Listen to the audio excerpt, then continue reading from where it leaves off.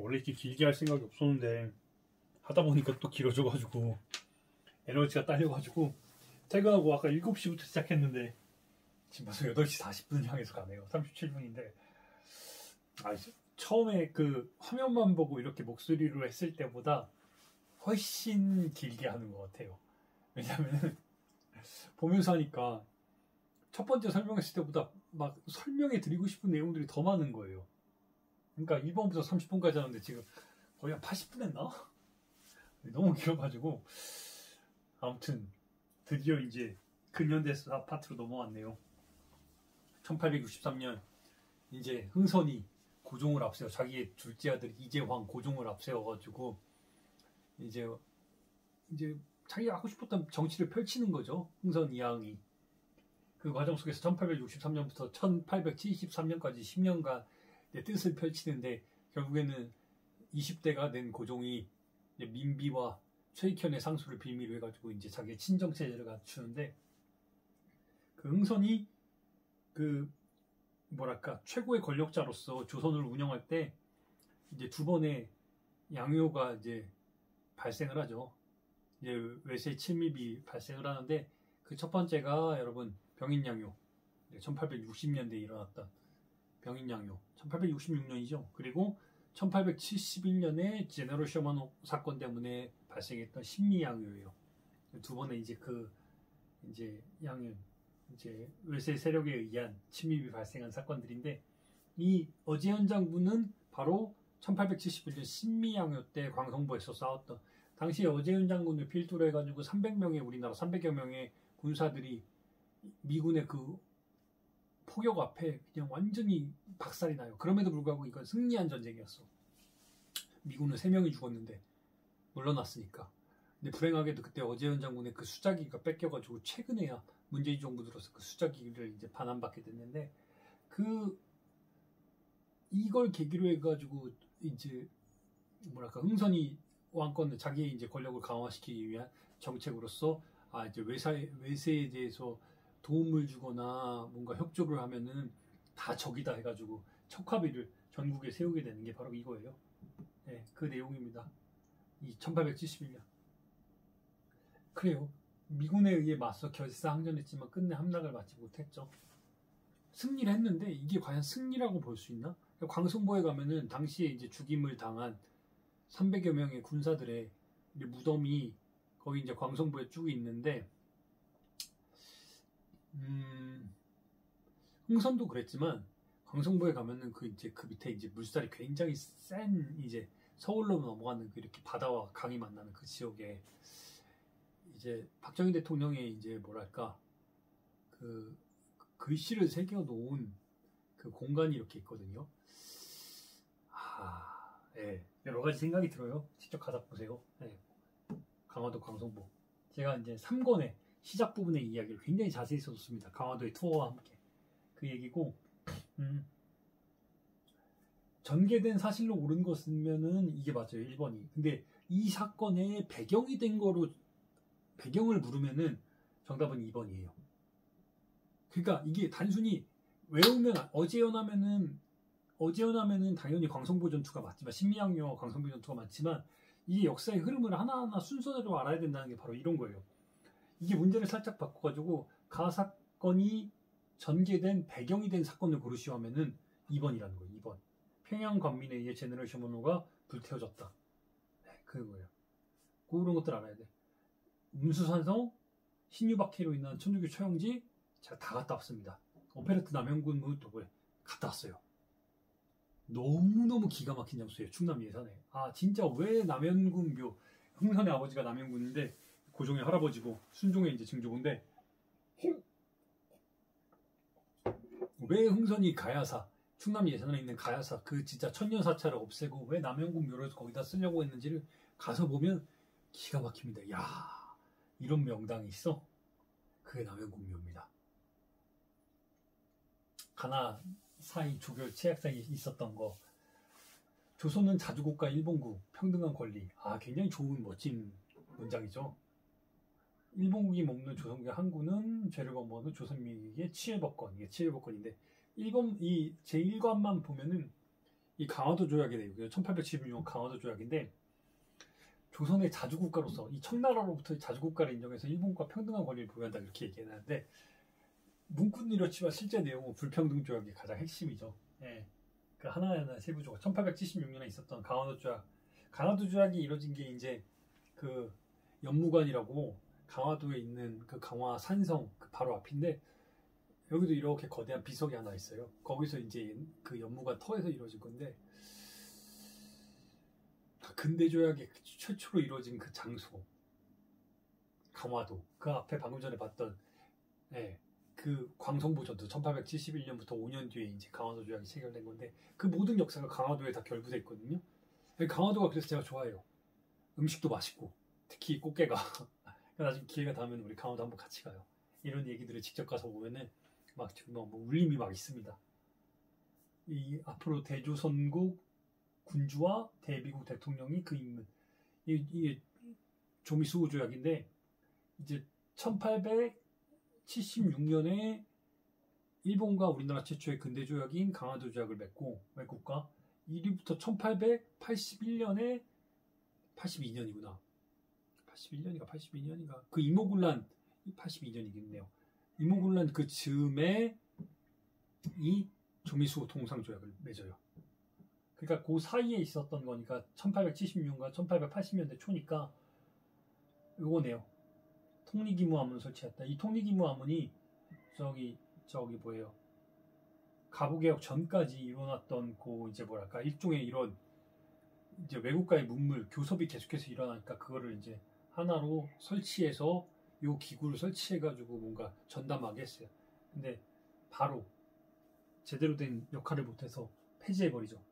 그러니까 지금 요 내용들 공산노비법, 한성정기회사, 건양이라는 독자적 연호, 8교에서 23부 이거 다 고종 때 일어난 일인데 요 촘촘한 역사들을 하나하나 몇 년도에 일어나서 뭐가 했다, 뭐 했다 이렇게 하면 여러분 이거 제 머리 터져서 못 외워요. 하나도 못 외워요. 시험 설사 외웠다고 해도 시험 끝나면 다 까먹어. 근데 요 공산노비법이나 요 지금 통일기문함이나 전기회사나 이 건양이라는 요런 일련의 요 흐름들이잖아요. 고종이 왜 요런 선택을 했는지에 대해서 그리고 이런 선택을 할 수밖에 없는지에 대해서 하나하나 흐름을 보면서 그 역사적 유적지와 함께 살피면은 요게 외우려고 안 해도 그냥 외워진다니까. 그러니까 외워진다는 표현이 그렇지만 그냥 알아요. 우리가 우리말을 쓰는 거랑 그냥 똑같은 느낌이야. 우리가 이 공기 속에서 공기가 없지만 공기에서 우리가 숨 쉰다는 거랑 비슷한 느낌이에요. 그리고 강화도에 가서 이런 것들을 보고 경복궁이나 덕수궁에 가서 창덕궁에 가서 이런 걸 보면은 운영궁에 가서 이런 걸 보면은 그 느낌 느껴진다니까요. 그래서 역사가 재밌는 거예요. 모든 점들이 다 연결이 돼서 이것도 볼까요? 절에 대한 설명으로 오른 것은 이게 이제 1882년 이모군란 이야기네요.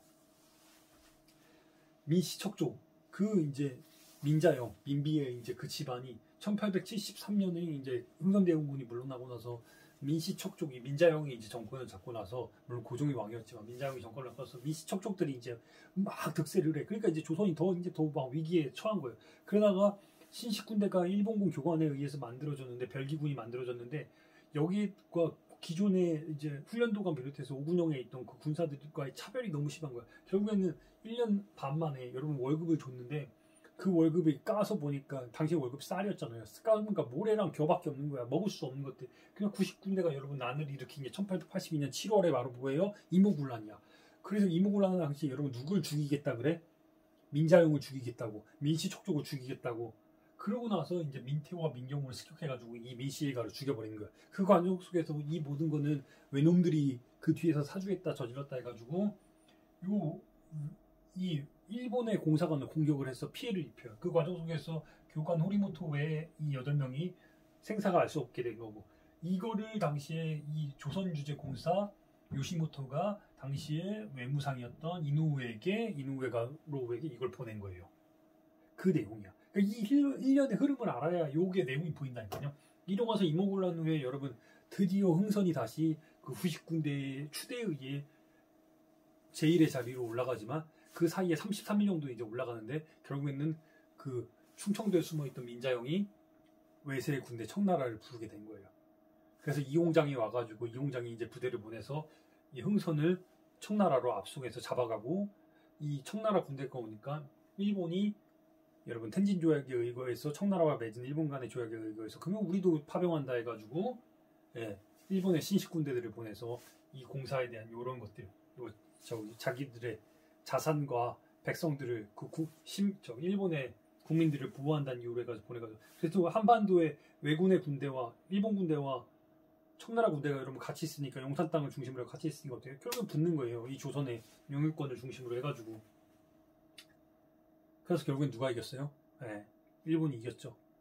그때부터 일본의 이제 본격적인 여러분 침탈이 이제 더 들어가는 거예요. 그 당시 것으로 옳지 않은 거, 옳은 것은 2점짜리.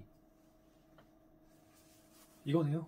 정답은 되게 쉬워요. 정답은 쉬운데 이렇게 해서 뭐 요걸로 인해서 이렇게 한 게 아니라 요 1년에 흥선이 물러나고 그 민씨 정권이 잡았다가 민씨 정권의 그럼 정말 어마어마한 잘못된 정책으로 이 이모군란이 일어나게 된 계기를 우리가 알아야 되는 거야. 나중에 1884년에 동학농민운동이 일어난 것도 다 1년에 같은 흐름이에요. 아, 주시경 선생 나왔네요. 예, 국어연구 한흰생. 예, 그렇죠. 근데 우리가 주시경 선생 하면은 이 문제도 여러분 어찌 보면 되게 까다로운 문제인데 주시경 선생은 일제강점기 중후반부의 인물이 아니야. 조선 말부터 여러분 일제강점기 초반의 인물이에요. 그의 제자들이 나중에 여러분 말모이란 영화에 나오는 그 조선 어학기 사건 요걸로 나오는 겁니다. 그러니 이게 항상 요 주시경 선생 얼굴이 나오면 문제는 항상 거의 주시경 선생으로 나와요. 요거예요. 요 두 개를 우리가 놓쳐서 안 돼. 주시경 선생은 그의 제자들이 조선 어학회 선생 사건을 일으킨 거고 1930년대 이후에 그리고 국문연구소에서 연구위원으로 활동해서 우리 글을 지킨 게 바로 주시경 선생이에요. 그의 제자들이 이극노 선생을 비롯해서 여러 그의 제자들이 나중에 조선 어학회 선생으로서 구속되고 우리말을 지키려는 말모이 사건이 일어나는 거예요. 그래서 정답은 1번이에요. 한국통사 여러분 누구예요? 한국통사. 이게 태백광로 박은식 선생, 우리나라 임시정부 2대 대통령. 이런 거예요. 이런 거. 여유당 전선은 뭐 여유당이란 여러분 호 누구예요? 다산의 호죠. 35번. 채노. 여러분 채노. 빚을 갚지 못한 노비가 된 사람. 우리나라에 채무를 지는 우리 백성이 채노래. 그러니 대황제폐하. 고종이 나중에 여러분 뭐래요? 대한제국을 만들죠. 대황제폐하가 진 1300만 원을 그러면 우리가 한번 갚아보자. 이걸 여러분 갚자고 여러분 이게 뭐예요? 국채보상운동이지. 국채보상운동하면 항상 같이 따오는 게 뭐예요? 양기탁과 베델의 여러분 대한매일신보야. 그러니 대한매일신보니까 여러분 나중에 양기탁이 임시정부에 여러분 수장까지 되는 사람이에요. 요거죠. 그건 뭐 그렇게 이건 어려운 문제는 아닌데 이것도 제가 3권에 좀 자세하게 좀 썼어요. 뭐 형평운동도 나오고 치안유지법 이게 나중에 우리나라 이제 보안법으로 이어지게 되고 독립문 이거는 저희 독립협회가 최초에 했던 청나라의 사실마저는 영운문을 없애고 서대문에 독립문을 설치하는 그 과정. 요게 바로 여러분 물산 장려운동. 우리나라의 우리 물산 우리가 쓰자는 거. 그런 운동이고. 이단체. 이 편지는 비밀에서 이단체가 안창호에게 백오인 사건, 대성학교. 평양에서 주로 있었던 신민의 이야기예요. 안창호, 도산 안창호와 이제 동암 차리석 선생 등이 이제 주도했던 그 이야기인데. 자, 임정로드부터 해가지고 자세히 썼던 그 얘기인데, 신민회 하면 반갑죠, 저로서는. 신민회는 뭐 이것도 일제강점기의 흐름들을 다 알아야 되는데, 신민회는 항상 태극서관이 항상 정답이에요. 되게 쉬워. 신민회 자체의 내용이 어려울 것 같은데 정답은 거의 태극서관이야. 계몽소적의 복을 위해 태극서관을 운영했다. 여러 신민회의 뭐랄까 신민회의 여러 활동들 이게 일제가 신민회를 나중에 없애버리려고 백오인 사건을 조작해서 이제 서대문 연구소의 여러 지사들을 가두게 되는 그 이야기인데 그 과정 속에서 신민회가 활동을 하기 위해서 돈을 있어야 되니까 태극서관이라는 걸 운영을 해요. 네. 그게 정답이 좀 이거 진짜 좀 뻔해 이 문제는요. 하여튼 백오인 사건과 신민회는 굉장히 중요해요. 우리 독립운동사에서. 그리고 1점짜리 이 시기. 1점짜리인데 저는 이 문제가 되게 까다로웠어요. 왜냐면은 일제는 이 시기에 임시 토지구를 설치하고 토지 사업을 진행하던 이 시기에 그러니까 토지 측량을 해서 그 위치에 이제 지번을 표기한 건데 이게 바로 일제가 우리나라 침탈을 하고서 초기에 우리나라 땅을 빼앗으려고 이게 토지 조사를 했어. 근데 일제가 여러분 우리나라를 먹고 나서 땅 조사를 한다고 하니까 당시 일반 백성 그 자장농 입장에서는 뭐야 이 새끼들 와가지고 왜 우리 땅을 이렇게 조사를 해? 그 조사에 응하지 않았어. 그러니까 그 조사에 응하지 땅들이 어떻게 됐어요? 다 일본이 여러분 강제로 국유화 시켜버렸어요. 땅을 다 빼앗긴 거야. 근데 요런 일련의 흐름들을 모르면은 이 문제 되게 까다롭게 느껴져요. 왜냐면 이 경성 제국 대학 운동도 3.1혁명, 3.1 운동의 1919년 이후에 소위 말하는 문화 통치 이후에 나타난 현상들이거든요. 1920년대 이후에 나타난 거고, 뭐 근후에 마찬가지로 30년대 이후에 뭐 보빙사는 미국과의 수교를 체결하는 과정 속에서 19세기 말에 우리나라 이제 양반들이 가가지고 이제 막 미국 대통령한테 절하고 했던 그 신식 문화를 체험한다고 갔던 그거고, 정답은 4번이에요. 조선인에게 태형을 집행. 이게 바로 나라를 빼앗기고 나서 일본의 헌병들이 와가지고 군인들이 와서 이러면 어떻게 했어요? 그냥 막 우리나라 조선인들이 잘못한 거면 막 바지 벗기고 막 때리고 막 그랬던 거예요. 이게 그냥 흐름이 결과를 알고 보니까 1910년대로 연결이 돼가지고 4번인 건데, 이런 일련의 제국 침탈의 과정, 일제의 침탈 과정을 모르면 되게 어렵게 느껴져. 5번 거문도 불법으로 점령. 이거는 1885년? 그렇죠. 1885년에 영국과 러시아가 19세기 말까지 여러분 뭘 했어? 미국이 뜨기 전까지 여러분 뭘 했어요? 그레이트 게임을 했단 말이에요. 러시아는 나폴레옹 전쟁에서 이긴 러시아는 굉장히 막 뭐랄까 소비에트 혁명이 일어나기 전까지 진짜 유럽의 그 강자로서, 보병의 강자로서 어떻게든 부동항으로 나아가자 해서 동쪽으로 시베리아 횡단열차를 만들고 해가지고 동쪽으로 계속해서 밀고 내려왔고, 이 러시아를 어떻게든 팽창을 막으려고 했던 게 해가 지지 않는 나라, 해군의 전 세계 최강력 영국이었으니까, 러시아가 자꾸 블라디보스톡을 통해서 남쪽으로 내려오려고 하니까 거기에 대한 반대급부로 영국이 여러분 조선의 거문도를, 저 남쪽에 있는 거문도를 이미 침탈해가지고 여러분 점령해버렸어요. 근데 문제는 뭐냐면 조선의 정부가 얼마나 무능력했는지 거문도를 점령한 것도 제대로 몰라서 나중에 청나라를 통해서 알게 됐어요. 이게 괜히 말도 안 돼. 우리 여러분 독도를 막 일본에서 이미 침탈한 거랑 똑같은 얘기를 하니까요. 그걸 지금 해버린 거예요. 36번. 이거 했군요. 38번. 박상진 선생님이 대한광복회인데, 제가 이제 영주 부석사 그리고 이제 소수소원 영주를 가는 길에 진짜 기대하지 않았는데 고개를 탁 들어요. 운전을 하는데 고개를 탁 들었는데 대한광복회 기념관이 있는 거예요. 그리고 뭐야 하고서 이제 차를 급히 돌려서 갔더니 박상진 선생과 관련된 이게 풍기군이거든요. 풍기군. 와, 영주의 풍기인데 진짜 감동했어. 너무 잘해놓고 너무 고마운 장소라. 제가 3권의 이야기를 자세하게 썼거든요. 그 기념관 들어간 입구부터 을사오적이 얼굴을 바닥에다 박아놔가지고 사람들이 밟고 가게끔 해놨어. 이 박상진 의사에 관련된 대한광복회에 관련된 이야기인데, 굉장히 신식교육을 받았기 때문에 민주공화정에 대한 열기가 대단했어요. 공화정치에 대한 국민국가의 수를 목표로 했다. 이거네요. 근데 몇 점짜리예요? 2점짜리구나. 그리고 39번. 딜쿠샤, 엘버트 테일러. 굉장히 아름다운 장소예요. 근데 엘버트 테일러가 이제 고마운 거는 이거예요. 임시 특파원으로서 활동한 테일러는 세브란스 병원에서 독립선언서를 발견하고 외신을 통해 전 세계에 알렸으며, 당시 1919년 3.1운동 당시에 일제가 자행한 제암리 학살 사건을 취재 보도했다. 경기도 화성의 제암리에 가면 여러분 어때요? 엘버트 테일러가 자전거를 끌고 가가지고 사진기를 이렇게 들고 있는 모습이 있어요. 그 엘버트 테일러가 살았던 곳이 여러분 딜쿠샤야. 딜쿠샤는 너무너무 아름다운 장소예요. 서대문 뒤쪽에 있는데 독립문이랑 같이 해가지고 이렇게 쭉 산 언덕배기까지 올라가면 이걸 여러분 꼭 보셨으면 좋겠어요. 근데 보여드리고 싶은 장소는 제암리야. 꼭 가서 보세요. 가운동 3.1운동에 대한 이야기네요. 신간의 진상조선, 이거 광주학생 항일운동. 순종, 이거는 나중에 여러분 언제 1927년 60만세운동 문화통치를 실시하는 배경이 됐다. 이거네요. 3번.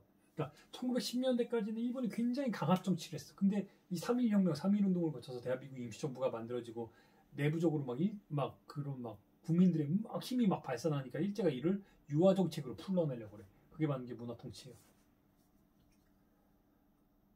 이거 3권을 제가 엄청 자세히 썼습니다. 다 전반적으로. 그리고 이동영 선생이네요. 임시정부의 진짜 뭐랄까 큰 버팀목이었죠. 그 중국 충칭에 가면은 이동영 선생이 살았던 조그만 집이 지금까지 남아있어요. 정말 말도 안 되는 장소에 남아있는데 귀하고 고마운 곳이에요. 이동영 선생의 고향이 천안이에요. 그 천안에 가면 이렇게 가옥이 남아있는데, 이동영 선생이 활동한 거는 3.1혁명으로 만들어진 대한민국 임시정부, 그 임시정부에 관련된 얘기니까 이 문제 자체는 그래요. 문제 자체는 뭐 그냥 어렵지도 않아요. 임시정부의 활동에 대해서 알면은 제가 임정로드를 또 저자잖아요. 임정로드에 그 내용을 자세하게 나왔어요. 국민위원부를 조직한 외교활동, 이게 이승만 대통령이 미국으로 가고 나서 그 활동, 일육양행을 통해 교통국을 설치해서 국내와 연락, 이게 독립자금을 모집하기 위해서. 디글 리을이죠. 정답은 5번. 이 시기, 이 포스터는 일제가 미국과 영국 연합군 상대로 전쟁, 1940년대 태평양 전쟁 이후에 우리나라에 총동원령이 내려져가지고 막 위안부 사람까지도 막 답소까지 다 뺏고 나중에는 중국에는 사람까지 다 보내는데 청년들은 학도병 일본의 그 군대로 보내버려서 총알바지 시키고 여성들은 위안부로 보내가지고 일본의 그런 놀이개로 쓰고 그 당시의 이야기네요. 정답은 3번. 그리고 가마 종교. 이거 까다로우면 까다로울 수 있는 문제인데 각 종교가 어떻게 탄생을 했고 그 종교 단체들이 왜 이런 활동을 했는지를 알면은 그렇게 어렵진 않아요. 근데 진짜 중요한 게 이 대종교야. 대종교가 우리 독립운동사에서 끼친 영향은 정말 어마어마해요. 특히 예관 신규식 선생을 비롯해서 나철 이제 대종교 종사였던 나철이 했던 역할들 정말 대한민국 임시정부에서 이동영 선생도 나중에 연관이 다 돼요. 진짜 큰 역할을 했어요. 이건 천도교 어린이날 제정, 이거 방정환 선생 이야기고 좀 잘못했죠? 그러니까 저게 정답은 여러분 뭐예요? 간척사불 새생활운동 원불교가 했던 거네요. 3번. 배제학당 개신교, 단궁숭배 대종교. 3번이네요. 43번. 조선민족혁명당 1930년 난징대학교에서 조선혁명당이 만들어지죠. 너무너무 귀한 활동이에요. 정말. 제가 임종로도 여러 선생님들을 모시고 임종로들을 떠날 때 항상 난징대학에 가가지고 이 장소를 조선혁명당이 만들어진 이 장소를 항상 보여드려요. 이 조선혁명 의열단 출신의 지사들이 여러 지사들을 규합을 해서 우리 민족 최초의 좌우합작 정당을 만드는 게 바로 조선민족혁명당이에요. 이 조선민족혁명당이 나중에 8년 뒤에 1938년 10월 10일 날 중국 우한에서 우리 청년들이 중국 관내에서 최초로 짱게스의 지원을 받아서 군대를 만들어요. 정말 말도 안 되는 일이에요. 여러분 지금 미얀마에서 막 이렇게 군부에 저항하는 막 운동이 일어나고 있잖아요. 임시정부 운동이. 우리나라에서 군대를 만들었다고 생각하면 되는 거 똑같은 거예요. 정말 말도 안 되는 일을 이 청년들이 조선 청년들이 해. 조선혁명당 출신의 청년들이 김원봉과 윤세주를 필두로 중국 관내에서 창설한 거예요. 진짜 대단한 일이에요. 근데 약산노도와 임종로들을 읽고 한국사로들의 3권을 나중에 읽으면은 이 문제는 정말 쉬운 문제예요. 정말. 44번. 이거 윤동주와 송몽규의 이야기네요. 명동. 제가 이 명동촌에 갔을 때, 간두 지역에 있는 여기 갔을 때 진짜 제일 놀란 게 윤동주 관련된 이 비석이 하나 세워져 있는데 중국 조선족 출신의 시인이라고 적혀 있었나? 그러니까 지금 현재의 중국의 그 영토 개념으로서 윤동주를 바라보는 거야. 그런 이 역사에 대한 몰이에 우리가 역사를 얼마나 공부해야 되는지에 대해서 다시 한번 여러분 우리가 윤동주가 어떻게 여러분 중국 사람이야. 근데 이 영토적 지금의 현대의 영토적 기준으로 따지니까 윤동주 중국 사람이라고 중국에서 그렇게 내세우는 거예요. 근데 윤동주가 여러분 일본에서 죽은 제가 윤동주의 마지막 그 죽음을 찾아가지고 일본에 가서 이제 윤동주가 다녔던 대학, 윤동주가 하숙했던 곳들 다 찾아갔었는데 그러니까 이런 내용들을 보면 좀 슬퍼. 제가 임종로도 그 부록에다 윤동주와 이제 윤봉길 이사를 찾아간 그 스토리를 굉장히 자세하게 써놨거든요. 그거 한번 참조하시면 이런 문제도 되게 쉽죠. 이거 간도 지역에서 있었던 거니까. 권오페, 이거 여러분 최재형, 페치카라 불린 최재형 선생의 이야기니까 여러분 뭐예요? 블라디보스톡이고. 이봉창, 폭탄. 1932년 1월에 이봉창 의사가 한인애국단으로서 도쿄에 가가지고 이랑 히로히토에게 폭탄을 던졌던 이야기. 박용만, 대조선 군단, 이거 하와이 이야기네요.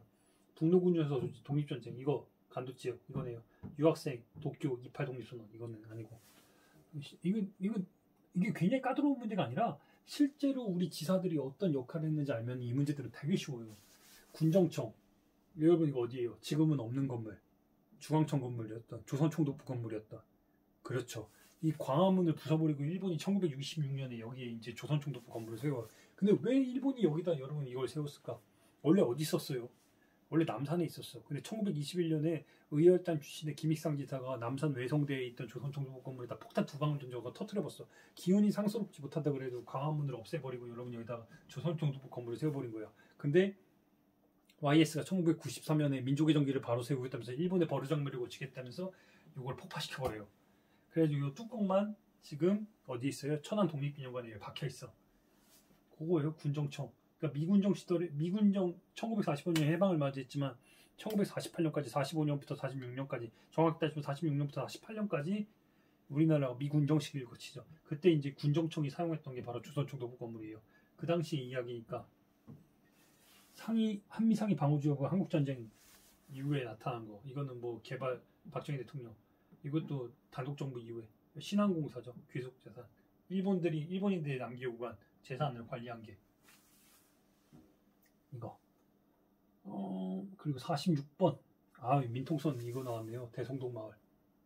제 아는 지인이 여기 가가지고 논문 쓰고 있는데 이 한국전쟁이 이렇게 그 38선 긋는 과정 속에서 개성이 우리가 빠지고 요걸 막 굉장히 복잡 이렇게 해가지고 아쉬워요. 제 개인적으로는. 나중에 고려시대 답사를 못해가지고 옳지 않은 사실. 1번 에치슨 선언 발표 때 이 남한을 포함하지 않는 바람에 북한에서 김일성이 우리 남한은 이제 미국의 관리가 아니고 나타나고 이제 남침을 해서 6.25 전쟁이 발발한 거죠. 그리고 47번 이 문제도 좀 까다로웠어요. 왜 까다로웠냐면은 삼선개헌 요 사진만 보고 나서 물론 이제 박정희 대통령 바로 알았죠. 이제 근데 이게 이승만 때 이야기인지 이승만 대통령이 나중에 종신 대통령도 이승만 대통령이 이제 하려고 막 그런 과정들을 거치니까 박정희 대통령 이야기인지 살짝 이것만 보면 헷갈려. 근데 여당이 민주공화당, 삼선개헌, 신민당, 야당 요게 나오는 순간 여러분 뭐예요? 박정희 대통령인 거야. 왜? 이승만 대통령 때 여러분 여당은 자유당이었어요. 그리고 야당은 뭐였어요? 민주당이었어. 근데 신민당과 민주공화당이 나니까 박정희 대통령의 삼선개헌에 반대하는 이익이 나타난 거예요. 그러니까 이 이후에 일어난 건 1970년대에 여러분 무슨 일이 일어났어요? 유신이 발생을 하는 거죠. 그러니까 정답은 여러분 뭐예요? 이거네. 5번. 내각 책임제는 4.19 혁명 후에 일어난 민주당의 그리고 이제 경향신문 폐지도 이거 이승만 정권 때 국가재건회의 이거 박정희 대통령이 61년에 5.16 군사 쿠데타를 일으키는 63년에 정권 잡을 때까지 이거 국가재건회의를 만들어가지고 자기가 나중에 민간 정부에 이양하겠다 그러는데 자기가 군복을 벗고 자기가 그냥 이양해버리죠. 스스로에게. 조봉암 사건. 네. 언론인 광주 뭐예요? 여러분 남기고 싶은 이야기 난동으로 몰아친 거 공수부대 이거 다 광주항쟁 이야기죠. 5.18 민주항쟁 이야기. 그러니 이거는 정답이 이것도 항상 되게 뻔해. 광주항쟁 이야기가 나오면 거의 열의 9은 유네스코 세계기록유산 등재됐다 이거예요. 그리고 다 왔다. 49번 누구예요? 민족의 정기 일본의 버르장머리를 고치겠다면서 93년에 조선총독부를 뽀개버리고 97년에 비운에 나중에 90%까지 여러분 지지율이 올라가는데 나중에 10% 이하로 떨어져요. 왜? IMF 체제에 들어섰기 때문에. YS 상도동계 뭐예요? YS 하면 여러분 뭐예요? 금융실명제지. 하나회를 척결하고 금융실명제를 가지고 막 어마어마하게 지지율이 올라가요. OECD 가입하고 진짜 대단했죠. 그리고 막 일본 그 조선총독부 건물 없애버리고 마지막 50번 다 왔습니다. DJ 때 이야기네요. 정주영의 소떼방 불기로 남북한의 협력이 강화됐다. 이제 YS 후에 DJ가 DJP 연합을 해가지고 이제 정권을 창출을 하고 참 대단해요. DJ 진짜 자기를 죽이려고 했던 사람들을 용서하고 화해하고 근데 막상 용서해줬더니 그 용서하고 화해받은 사람들이 그 용서받을 자격이 있었나 싶어요. 저는 전두환을 비롯해서 아무튼 그 과정 속에서 북한 출신의 정주영이 소떼 500마리를 끌고 방북해가지고 남북교류가 이제 마침내 성사가 되는 거예요. 그 일환으로 금강산 고성에서 여러분이 배가 크루즈가 떠가지고 금강산으로 저희 어머니가 제가 대학교 때 아르바이트 첫 알바 해가지고 돈을 막 한 100만 원 모아서 이걸 보내드렸던 기억이 나네요. 저는 그 뒤로 이거 되게 자연스럽게 그때 돈이 없어가지고 엄마 아빠랑 못 갔거든요. 돌이켜보면은 그때 무리를 해서라도 같이 갔어야 돼. 지금처럼 이렇게 못 갈 줄 몰랐어요. 그 이야기네요. DJ 하면 여러분 뭐예요? 뭘까? 뭐예요? 6.15 남북 공동선언이죠. 네, 이 조절위원회나 유엔 동시가입이나 이런 것들 다 각 정권 때 왜 이런 일련의 흐름들이 나타나는지, 군사정권 때 왜 이게 완성이 되는지 이런 것들을 우리가 놓쳐서는 안 돼요. 네. 2시간 넘게 했네요. 이렇게까지 오래 할 줄 몰랐는데 아무튼 네, 이렇게 다시 한번 복귀를 하니까 저도 역시 한국사 능력검정시험은 재밌다. 그리고 한국사 능력검정시험을 제대로 풀려면 한국사로드를 읽으면은 이 1년 제가 솔직히 말씀드리면은 물론 문제풀이를 해야 되지만 이 한국사로드만 1, 2, 3권만 읽어도 솔직히 1급은 못 맞아도 2급은 그냥 맞을 수 있지 않을까? 좀 이렇게 정말 정독하고 숙독하면. 왜냐면은 TV나 그런 내용들을 정말 제가 시험 보면서 느낀 그 감정들, 그리고 이제 다니고 싶은 유적지들, 그리고 시험 보면서 정말 필수적으로 강조하는 그런 것들을 다 이 한국사로드에 다 담아냈어요. 그러니까 여러분들이 그냥 우리가 역사를, 물론 자격증도 중요하지만 저는 자격증이 솔직히 필요가 없잖아요. 기자니까.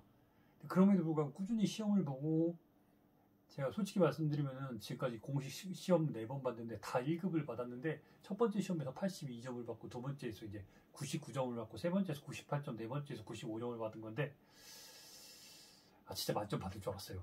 근데 항상 만점을 못 받더라고요. 근데 그러면서도 계속해서 보는 이유는 뭐냐면은 재밌어서. 그러니까 나중에 이렇게 문제풀이까지 하니까 재밌어서 보는 거예요. 그리고 이 역사의 현장들을 하나하나 문제 풀고, 여기 나온 이런 문화유산들 고성에 가가지고 이거 지금 이거 배 이거 다 멈춰 있거든요. 이런 데 가가지고 직접 보는 게 재밌어서. 그래서 가는 거예요. 이 현장 하나하나들. 근데 이게 나 혼자만 즐기면 너무 아쉬우니까 책으로 쓴 거고, 지금은 요즘에 뭐 하냐면은 여러 선생님들과 시민들을 모아가지고 답사를 다니려고 최대한 노력해요. 주말에. 그러니까 11월 5일 날 우리 충주 단양 답사를 지금 예정하고 있으니까, 아까 말씀드렸듯 제 페이스북으로 오거나 인스타그램으로 오거나 아니면 텍스트큐브 홈페이지 인스타그램 이런 데 가가지고 공지가 있거든요. 그거 보시고 많이 신청을 해주셔서 같이 가요. 그때 또 가서 보면 현장에서 저희가 이제 중원 1권의 내용으로 주로 하니까 충주 단양을 골랐는데, 직접 가서 보면 항상 말씀드리지만 달라요. 네. 아무튼 긴 시간 들어주셔서 고맙습니다. 네, 마칠게요.